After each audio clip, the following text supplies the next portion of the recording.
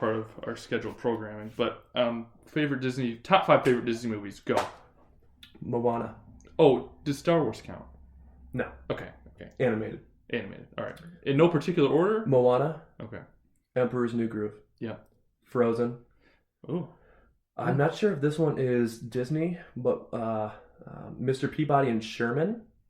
I think that's DreamWorks, but It's you can throw it in. Let's do animated movies. All right, fair. And the countdown to my number 1 greatest animated movie of all time. Okay. You want to tell us what it is, or are you just going to sit there and not tell us what it is? Cars.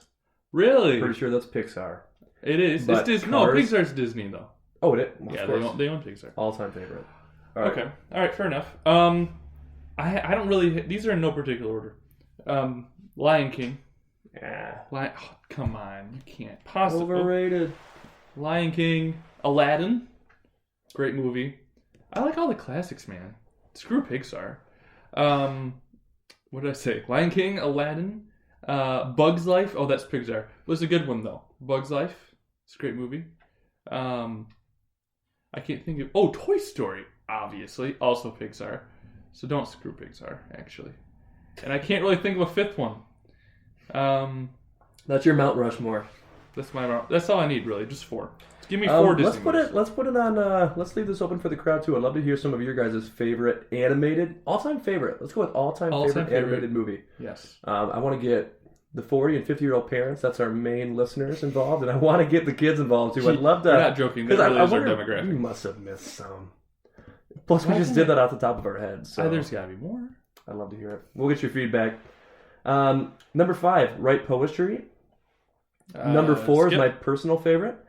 Text all your exes. Just in case you have one more thing you wanted to get off your chest. Now, I don't have my ex's number any longer. I only have the one. Try to get it for you. You okay. I would appreciate that, because I feel like I don't really have anything to say, but I could come up with something. That's the thing is, like, when you break up, the comment is, I don't have time for this.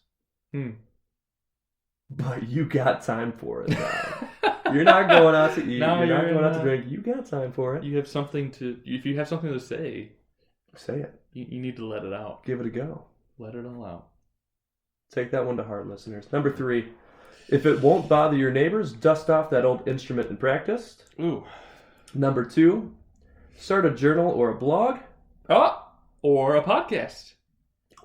Which reminds me, as long as we're talking about this, I do have a blog that I started during quarantine. And it's full of wisdom and financial advice. And what's it called? It's called A Wing and a Plan. I like that. A Wing and a Plan. Why'd you name it Wing and a Plan? I was kind of thinking, it's supposed to be a play on a wing and a prayer, you know? Oh, I like that. Like financial planning, so a wing and a plan. Kind of like winging it, but not like that, actually.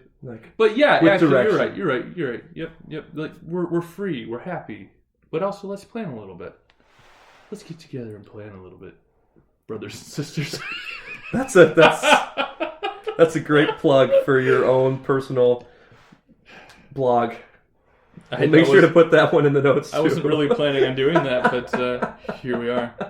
All right, countdown to the number 1. Drum roll, please. Thing to do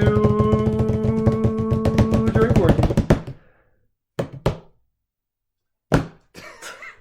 Complete a puzzle. That's number 1. The more pieces, the better. Feeling extra saucy? Take on a Rubik's Cube. More of a word person? Crossword puzzle. What? Scrabble. That's what the Pod Babes are doing right now. They're playing Scrabble. Are they really? They are. It's a good activity to do during quarantine.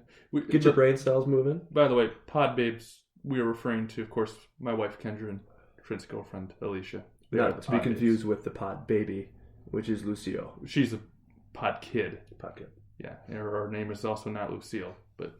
I feel like I got the complete a puzzle. I feel like that's one that I can actually partake in.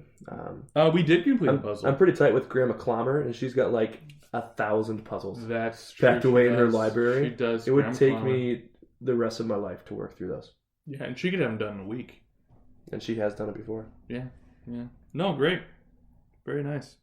And that's our definitive top 100 things to do. Top 10. We narrowed top 11. We narrowed it down for you. You're welcome. We did the dirty work, so you don't have to. Yeah. So keep those things in mind as you get shut down. What good ideas. What good ideas. Oh, man, alive. I believe I think it was last weekend, you had the pleasure of going to the Butchers Union. Yeah. And you tried, on my recommendation, what I think is the best drink on their menu, and they're known for their drinks. Yeah. Would you like to tell the people what it is? Yeah, the old-fashioned. Not just any old-fashioned. The smoky old-fashioned. That's correct. It was classy. Old-fashions are by far my favorite drink. And to me, my all-time favorite is New Holland, the Knickerbocker. They got just a tasty old-fashioned. Just smooth. It's classic. But that smoky boy...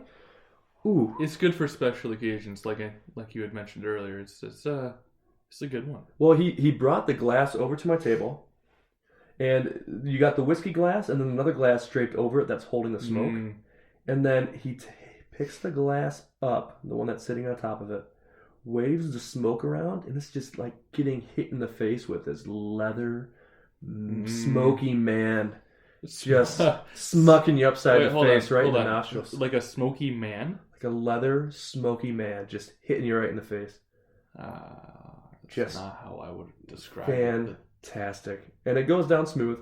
To be honest though, it's one that it's more of a special occasion old fashioned for me. It's not, if I had to pick a desert island old fashioned, I'm still going Knickerbocker. Because it's more consistent, but special occasions, that smoky boy was just tasty. It was very good. So, all right. You think that's the best old fashioned in town? I do. Okay. You got a better one? All right. Well, I like the Butchers Union one. I don't know that I've ever. I think I maybe ordered the New Holland one once, but that was so long ago that I don't really remember. So it's hard. This isn't really a fair comparison. I do have one more. The Southerner in Saugatuck. Great little Southern comfort food restaurant. Ooh. Best fried chicken I've ever had in my life. Oh. Also has an old fashioned. It is a maple old-fashioned. And I know what you're thinking. Does it taste like pancakes? The answer is no. It does not taste like pancakes. It tastes like bourbon. But there is maple in it, and it is phenomenal. I would get it again in a heartbeat. And honestly, now that we're talking about this right now, I think it's my favorite old-fashioned. It sounds, I really do. That maple sounds gross. No, you don't understand. It's not like... Because I've had old-fashions before that are overly sweet. And that's no good. It's got to taste like bourbon still. It's not overly sweet. It's just a little hint of maple. It's like they replaced some of the simple syrup with maple. And it's... I don't know how to explain this to you. See, in a way, I think it would be kind of cool because it would take me back to my Canadian roots. And what Canadian doesn't love maple? It's like Elf, where he just throws maple syrup on everything. Spaghetti. Yeah. Just as sweet as you can get it. But on the other hand, Canadians also dig ketchup chips.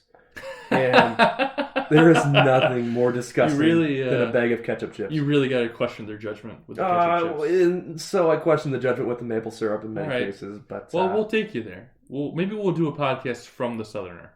We'll get in big with the Southerner. We're not going to do that. There'll be Why not? All right, fine. One more piece of good news for you all before we move into our weird news. And this is also alcohol related. So you know what we're thinking about during quarantine. Are you referring to the drink that everyone's favorite Southern breakfast joint has put out? Is that what you're referring to? That's the one. Ladies and gentlemen, the waffle... oh, shoot, I screwed up the punchline. I was going to say, imagine for a moment... Classically Alex. I was going to say, imagine for a moment, Trent. Now, pretend I didn't just say Waffle House. Imagine for a minute a building. A building that is a pale yellow in color. All of the windows are steamy. And the lights are dim and flickering. Denny's. Inside, Denny's. Inside, the floors are sticky. Oh, the Shell gas station. No, still Denny's. Of course, I'm talking about Waffle House. Oh! Yeah, Waffle House. Surprise! Yeah. Waffle House is known for a lot of things, mostly diseases, but They are releasing a beer. Beer? I can hardly stand to look at I it. can hardly stand to look at her.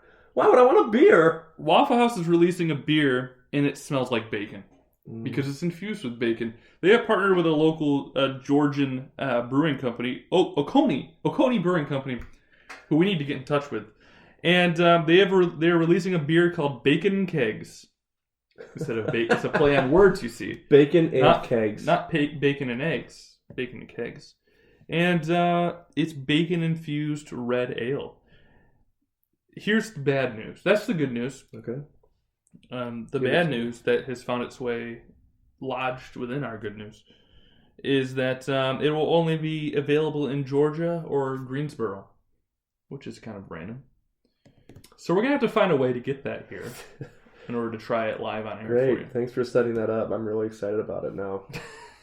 Let's drive to Greensboro to try bacon and kegs. That would be a road trip. Well, we're going to do our next podcast from Greensboro, South Carolina, and we're going to be drinking bacon and kegs. Wait, is Greensboro South Carolina or North Carolina? Who cares? I think it's North Carolina. It's so far away. Okay. Let's do our podcast. Let's go to Georgia. Then we don't have to question where Greensboro is. All right. Well, that's it for good news. Those are 3 pieces of good news. Again, top 10 things to do during quarantine, best old fashioned in town, and bacon and kegs. Bacon and kegs. Let's get to the weird stuff. Yeah. This is our. This is going to be the second half of our podcast going forward. I think this is the part that everyone looks forward to. It should be. It's what most of our other podcasts have been. Has been strictly the weird news. So what? Some of the weird news that we've had before. There was a private island for sale off the coast of Sleeping Bear Dunes. What were those llamas? What's up with the llamas? Yeah, there was a llama convention that we regrettably did not attend because that would have been amazing. Remember the goats in Olympic National Park that were peeing everywhere? They had an insatiable thirst for human urine. Oh, they were eating pee everywhere. They were drinking urine and attacking hikers in order to get their urine. And I really wish we should have done a follow up on that. How was it going with the pee goats? Yeah, because they were literally airlifting goats out of Olympic National Park. Yeah, because they kept drinking people's urine. That's so funny. That's just so funny to me. Our tax dollars at work, America. Good work, National Park System. Oh, those goats keep drinking pee. Meanwhile, there's people going there that are filling up jugs of pee and just leaving them there for the ghosts. That would be us. We're like, oh, they're thirsty.